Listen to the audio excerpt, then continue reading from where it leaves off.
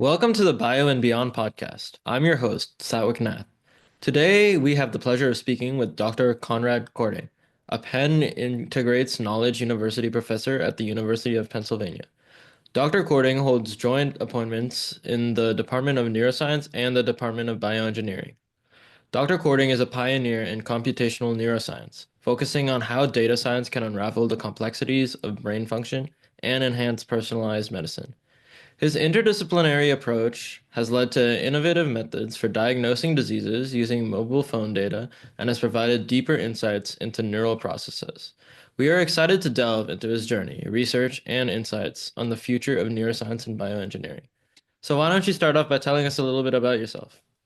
Well, thanks for having me. Indeed, I'm professor at UPenn. I'm generally interested in how we can use data to make the world better. And I'm a physicist by training. I'm very much a collaborator by nature. I work with a lot of different teams. And I think my focus is a little bit on the logic of science. And like, how can we ask great questions? That's that. If I could answer that, I would be very happy. Mhm. That sounds great. Why don't we start with what inspired you to choose to work in neuroscience and bioengineering? Well, I started out as a physicist, and then about 2 years into me studying physics, maybe a year and a half, I had bought a few cheap books on biology. I read them every evening. And I discovered that I found biology deeply, deeply interesting and neuroscience in particular. And that kind of was the impetus for me to then leave physics and join biology, which I do mostly full time these days. But then at the same time, you never get the physicist out of a physicist. Hmm. So, how would you say what you learned at school has impacted what you wanted to become? Well, I loved participating in science competitions when I was in high school. That included math, physics, programming, and the German Science Prize, the Jugend forscht, Youth Does Research. And I had participated with two good friends there. And what we did back then is we simulated how trees grow. Now I simulate how the trees of neurons grow, but otherwise I remained remarkably close to the way of thinking that I had as a high schooler. So your work spans from neuroscience to bioengineering and even data science. So how would you say that you integrate all of these fields into your research? Well, they all belong together. Now, like if you want to learn anything about biology, brains are big. When we get data from brains, it's a lot of data. If we get data from cells, it's a lot of data. So we in biology universally have this problem that we obtain data with like whatever our experimental methodology is, and we need to convert that into insights. Today, that is universally a data science job. And in fact, if you look at how typical biology PhD students spend their lives, they mostly now spend half of their time analyzing data, which is funny because if you think about it, very little of their coursework has anything to do with it. And yet, when you do science, regardless of what science you do, you will spend most of your time analyzing data. So, in that sense, kind of like there's a natural synergy of doing data science, how we can analyze data, what questions we can ask with data, and actually biology. Yeah, so what unique insights would you say have emerged from this interdisciplinary approach? Well, in a way, all of them. Now, like if let's look back at like the last few years. Now, like what did we learn about brains? Um, we learned that brain cells are like super heterogeneous. They're all different from one another. How did we learn that? By analyzing really, really large data sets. Um, we did wonderful neural engineering things. Now, like the coolest thing, which is like unbelievably cool, if you ask me, is they now have these things like that they showed last year, which is you can put electrodes into someone's brain, someone who has lost their ability to talk, You can give back speech to them. Isn't that cool? Not like we have someone who like can't speak, and we give them back speech. Like that's the coolest thing. Now, like, how does that stuff work?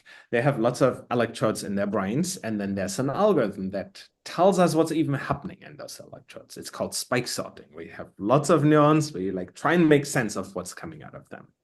And then we have what's called neural decoding. We want to convert what the signals we get, the activities of the neurons, into what do they want to produce. And then we use data science to convert, okay, they want to say as text, like, hello, my name is Konrad, into the speech, which says, hello, my name is Konrad. Another data science problem. And they are all chained together to like solve this unbelievably cool engineering problem.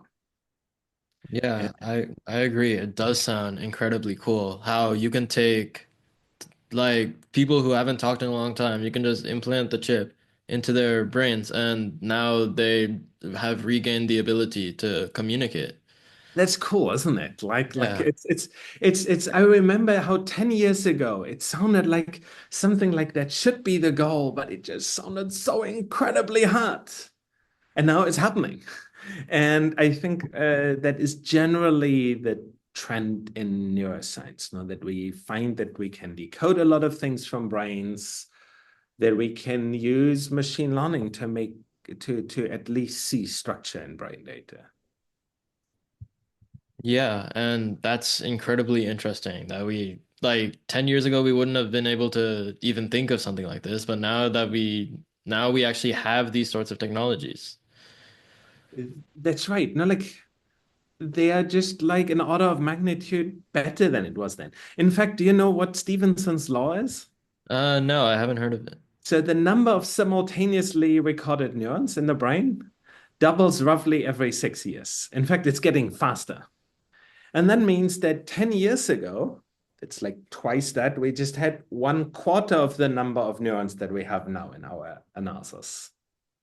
It's kind of like it's exponential growth. It's like Moore's law, your computer gets twice as fast every 2 years, however you want to define Moore's law, but for neurons.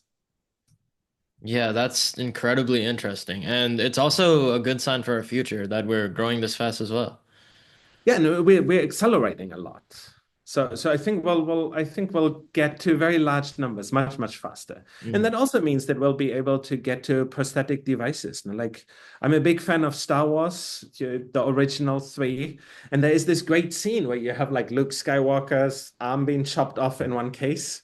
And then in the next movie, you can see him kind of adjust his prosthetic device of the arm, and it works perfect. In the rest of the movie, you never even wonder if this is a real hand of prosthetic hand. It's just like a hand. It like works. And I think like we are like clearly on the path to being able to make such dreams of say prosthetic devices you control with your brain be an absolute reality. I agree.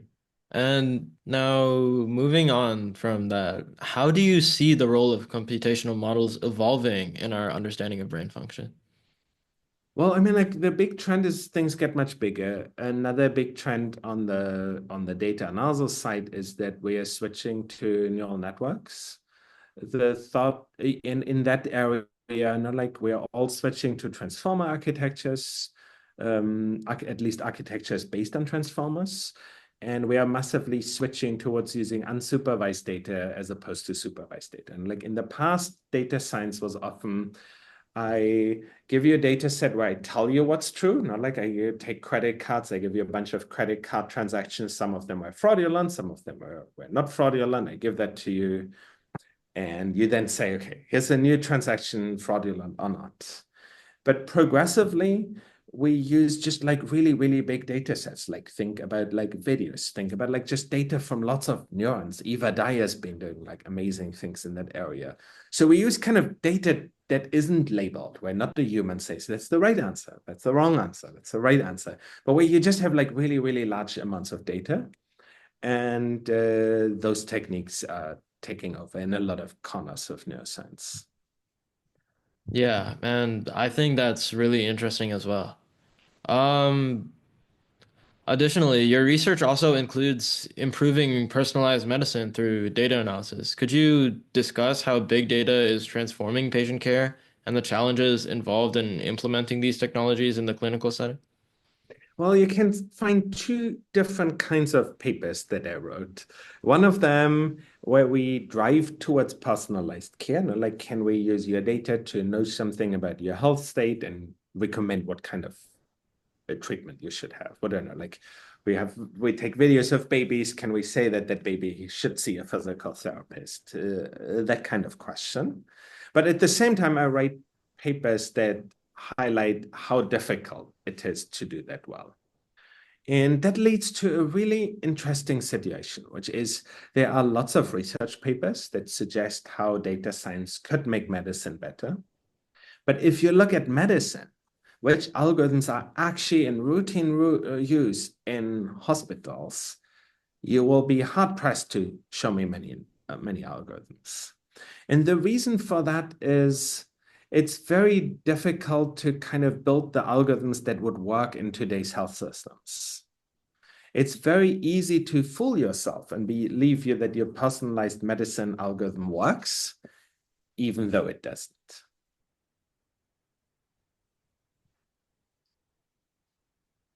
So, how would you say that you can, instead of fooling yourself, how would you say that people actually are able to do this? And so, like, let me give you like a flavor of how the fooling works. Hmm. Imagine you train an algorithm to tell you who has a chest problem, who's kind of a patient who has a real chest problem. It sounds like a great idea. No? Like we have lots of radiologists who like look at people. Do they have like a chest problem? And it would be great if we could automate it. Now it turns out that people who have real chest problems, they often have like a cannula, like a little needle that goes into the area where the lung normally sits. An algorithm that you train on things may cheat and just say, well, yeah, this person has a problem because I see the needle. Now, uh, now what that means is that often the things that decide if an algorithm could work in reality versus not, they're like in the shoe leather kind. Like you have to go there and look at the images yourself. You have to talk with radiologists. You have to be like, could you distinguish those two? How would you distinguish that? That looks like a needle. Did you use that information? Should an algorithm be allowed to use that information? Not kind of like it's like a discussion that you need to have with them. Hmm. Today, data science and medicine is a very siloed. You have people that are great at building algorithms. You have great MDs. You have people who really understand how a health system works, but these groups don't tend to talk very much with one another. And I think like a lot of failure modes are happening at the margins there. But there's also failure modes in machine learning itself. You know? Like let's say I give you 1,000 images. Half of them have cancer on them. Half of them don't have cancer on them. How should you analyze that data? Well, there is this thing called cross-validation where you say, well, you give me 1,000 images, but they're gonna take 200 images, and I'm not gonna look at it. I'm gonna develop another algorithm on the 800 images. I call it the test set. I do whatever I can on that set, and then I test it on the remaining 200. And if I'm good on the remaining 200, I'm gonna go to my medical colleagues and I'm like, hey guys, like there's this thing. It seems to be working. But this doesn't describe the way a lot of data science group works. What a lot of people do is they have like the training set, 800 images that they train and like 200 images that they test. They try one algorithm. They're like 50% correct. Let's say 50% is baseline. They're like, oh yeah, I probably used the wrong algorithm. Let me use that other algorithm. The next algorithm like gets 60% right. Like, oh yeah, that's better. And let's now see if I can tweak this aspect of the algorithm. What if I tweak that aspect of the algorithm? They keep doing that. And every time they test how good it's on the test set, as they do that, they get better and better in the test set. It turns out they get better and better on the test set as well if the test set is just noise, if it's just random white noise. Why do they get better at that? Because like they basically overfit the test set. And if you look at the literature in that area, a lot of people are making that mistake. Why is that? Those are people who have not been deeply trained in computer science. They've not been deeply trained in medicine either. They're kind of like a community that's a little in between. And then they kind of violate basic principles on how to do good machine learning or basic principles on how to think about the clinic. So we really have this problem of like building these links and getting the communities to meaningfully talk with one another. I see. Speaking of meaningfully talking with each other, how important would you say that communication is in all of this work? Oh, it's essential. In all of science, communication is essential. Um, People don't understand one another and then they systematically lie about it. And let me highlight what I mean with lying. If you explain something, if a professor explains something to another professor, in lots of cases, they kind of lose face if they say, I didn't understand a word of what you said. So therefore, they will like nicely nod and say like, oh, that's very interesting, without understanding what people said. And I ran that on professors, postdoc students that were like nicely nodding as someone were explaining. And I was like, okay, did you understand what they said? And then often if I'm asking them, like, no, I have no idea what they said. I was just polite and nodded. And and that's happening all over the place. So it's very difficult to get someone to honestly tell you if you're wrong about something. It's very difficult to get someone to honestly tell you that they have no clue what you just said. You see, I have blue hair, and you might be like, Conrad, why do you have blue hair? Isn't that weird? Why do you have blue hair? The reason why I have blue hair is because it makes it easier for people to push back on me. It's easier for people to say, like, hold on, like I didn't get that. The more you like have like the signs of high status, the harder it is for people to kind of say, your explanation, it didn't work for me. Not like I have no idea what you're even talking about. And that is like professors do that. Podcasters do it too. They'll be like, yeah, that sounds great. And in reality, it's like, did you actually understand what that person on your podcast actually said? It's like, yeah, I don't know. I wanted to be polite. And that's why I wear blue hair, to make it easier for people to kind of say, actually, like, can we go back to that point? I didn't understand that. And I think it does have a bit of a positive influence, at least. Yeah, it does have a positive influence. Especially when giving explanations for all of these things, where explaining them in terms such as with the blue hair. I would say that all of this can actually extremely help someone understand and perhaps like be more willing to um how do you say it? More willing to even talk about things that they didn't understand, especially with these sorts of simple explanations. So I learned this from a wonderful person. So I was a PhD student in Zurich. And in the first row, there was always this person sitting. His name was Toby Delbruck. Amazing, amazing electrical engineering guy, like really the best. Son of a Nobel Prize winner, like all the all the trappings of like an outstanding scientist. Also brilliant, brilliant guy. And he'd always sit in the first row, and professors would come and give talks, and he'd be like, wait. I don't understand this slide. Why do you say that? And half of the time, the professor was like, I'm just saying that. I'm like, kind of like, that's my working hypothesis. So Toby was often right, but even when he was like wrong, he was like just honest about it. It's like, I didn't understand it. And I think Toby made it acceptable for me to just be honest. And like, I don't understand a lot of things. Like, lots of colleagues give talks and I have no idea what they're talking about. But I make an effort to kind of ask the question, or at least be honest to myself about what I understand and what I don't understand. And I think this is just like so important. Like we don't understand things. Like, so what? That doesn't mean that we're not good scientists. It just means that like we don't have like that resonance where like you know the words that I understand. I know like which question I need to ask you to like get you to explain it to me. And I think that that's just one of the most important things. I agree. And I also think that we need a lot more of this, especially in our current school systems, because these are important life skills that we need. We need these skills for communicating with others and pushing back on others. And so currently, we don't really have that in our school system. So the people like Toby who are doing things like this, they're helping everyone, not just themselves. Yeah, yeah. And it's kind of like, in the prom is there's always this authority gap. Like you're not supposed to challenge your teacher at school. You're not supposed to challenge your professor. They're after all like an established expert.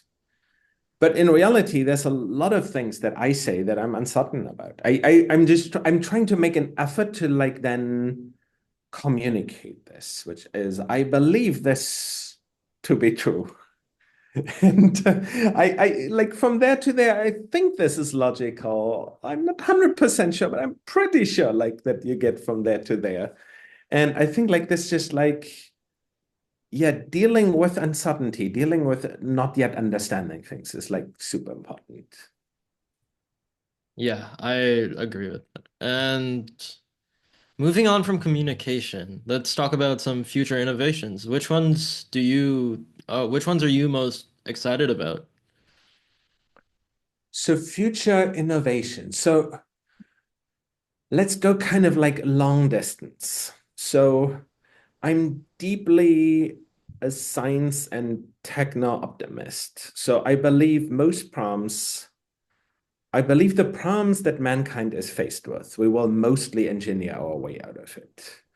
And let me highlight what I mean with that. Like climate change is a super worrying thing, but I think we will engineer the hell out of it. And I think we will, and I think we're halfway through it. Like we have like photovoltaics and wind and nuclear and like all kinds of things that are coming online and batteries. And they every year they're 20% cheaper. It's kind of like it's like magical if you think about it. And I believe that as soon as we as society realize there's a problem, not like social media makes us into less nice human beings. I don't know about you, but like there's times where I like doom scroll and I'm like, this is all horrible and like and we will engineer our way out of this. Like we will build like digital immune systems. We will build things that's like kind of that make sure that you only see the things that you believe that in your heart of hearts that you want to see. That like if I ask you afterwards, like Sedgwick, like was this good for you?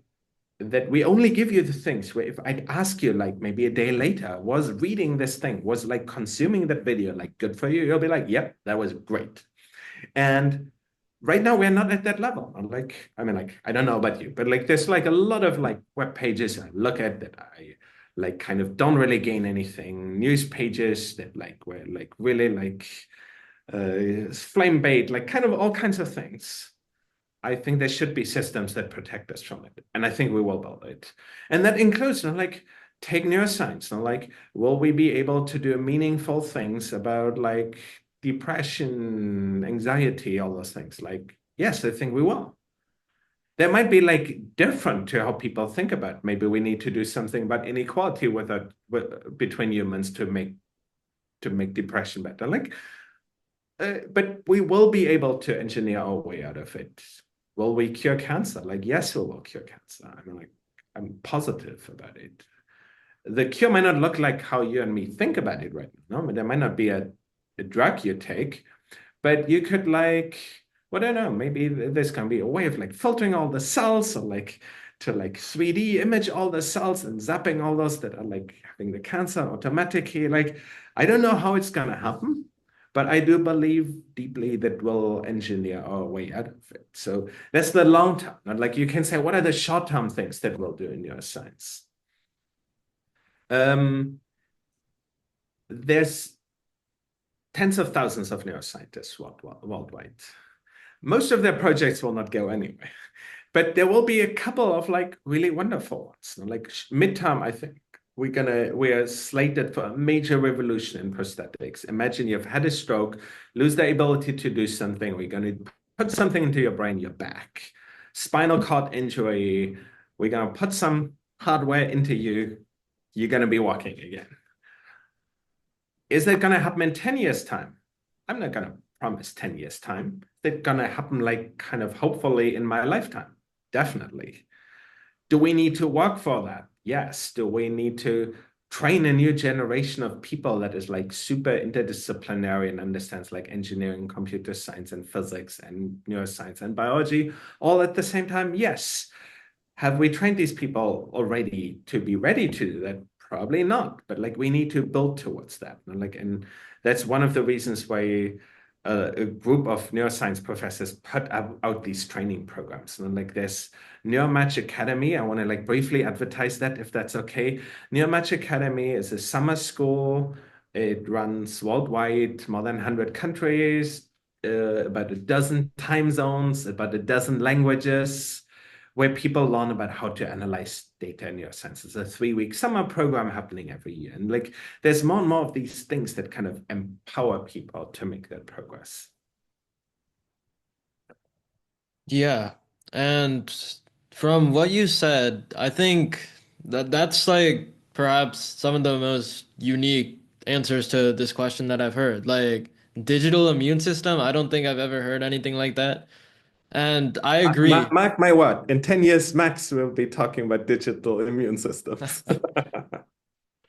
Yeah, and I agree. We probably do need something like digital immune systems. And I agree that we need to train these people better to prepare for the future, to help find the cure to things like cancer. And these people, we can hope that they imagine the cure in whatever way is possible. Because right now, we might be imagining a cure. Like you said, we might be imagining a cure, which might not actually work. And the true cure is some other thing. So, talking about these people, how would you say that high school students who are currently interested in these sorts of things, what skills should they start building now to prepare themselves for this? So I think one fast and very important skill is the ability to like network and learn from one another.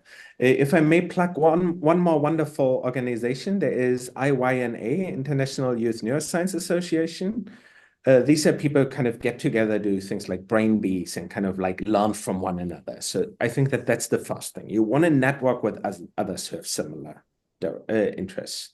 I think the second quest that I really want to tell everyone about is you want to become unique to be able to contribute. Like you can say, there is a driver in the outside world that wants us to all become kind of like clones of one another. Not like you ask someone, what should you do?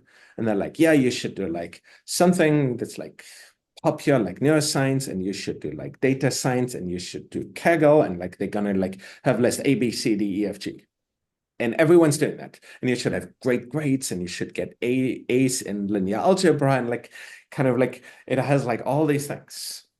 But if everyone drives towards the same spot, then everyone's a clone of everyone else. This is exactly not how I see the people I see as like being transformatively useful in science. The people who are transformatively useful in science, they always have like the core knowledge that they're supposed to have for like whatever they're studying. You know, like by all means, if you study neuroscience, you need to know like the standard canon of neuroscience, but you can learn that later in life. But what you need to be able to contribute uniquely is you need to be unique. So that means that you want to build like a combination of skills that is rare. So how can I be really useful for neuroscience? Well, there's actually relatively few neuroscientists that have a background in physics and statistics and like then move into neuroscience. There are relatively few people who do hardcore electrical engineering and move into neuroscience. And these guys can build these electrodes that we need for the devices to like decode speech. we need the statisticians that have like that stats knowledge, that maybe we need linguists who like know something about how language works, at least natural language processing, and who move into neuroscience and then combine that with neural data. And I think this is unique. What you want to do is combine skill sets that are rarely combined. Now, what do you know? Like maybe you want to know really about how people emotionally relate to one another and hardcore data science so that you can make it so that like the Facebook user interface isn't as obnoxious as it is right now. So you need to kind of like make these like rare links. And if you think about it, it's wonderful. Now, like if we tell everyone you should be like this, then everyone needs to compete with everyone else. And like, because if everyone does the same thing, you can be better or worse, but you're like not, you have to be the best or like among the best to like get jobs and like do meaningful work and so forth. But if the goal is to find like unique combinations, you can kind of live your excitement about like, oh, I actually find like the physics of semiconductors super interesting and hippocampus. And all of a sudden you can be like kind of like, look, these two things allow me to like build implantable devices for hippocampus that no one ever could build before. And now you're set up to do something unique. So I think like my suggestions for high school is to combine things that are rarely combined and keep driving that throughout your career, like no, as a high schooler, just as well as a PhD student. Like I was into molecular biology and physics and neuroscience as an undergraduate. And I think kind of like this, like building unique combinations is like super useful for making the world better because you can do something that no one else can do, but it's also intellectually super rewarding. You know, like you're doing this thing, and in this area, you'll find that there's like, instead of there being a million paper, there's going to be a very small number of papers in that area. But these things will be like super exciting to you because like you're into this weird combination of things. So I guess like what I want to tell people is like dare to be unique. Hmm. And this also adds on to your point previously, where these new innovations may come with ideas that we may not have thought of before. Because with these people learning these unique new ways to solve things, they would of course bring new ideas as well, ideas which you or I would not have thought of. That's right, yes. And I can give you a great example of such a person. So I have someone in my lab, Joey, wonderful, brilliant guy. Um, he was originally interested in how kind of cognitive science work, you know, like how we can think, like the language of thought. But then he was also interested in neuroscience, and he was like, okay, how can we build that bridge? Now, how can you build a bridge between neuroscience and language of thought? It looks like there's a really, really big gap in between. Well, he realized he needed to learn something else to build those bridges. And the stuff in between is compiler theory. Compiler theory is a part of computer science that tells you like how you can take one program, maybe it's something you write in Python on your computer, into something in a different language, assembly language running on your microprocessor. And then you can say, well, maybe we can look there and see how can we get ideas on how people think and translate that into like the language of how neurons interact with one another. And that leads to like a completely bizarre set of like new ways of conceptualizing how brains work. And it's absolutely wonderful. And I think we need to be open towards like these unexpected links between things. Yeah, I agree, because these unexpected links, these are where the new solutions, which we haven't thought of before, will come from. I think so, yes. Well, before we end the podcast, is there anything else that you would like to add?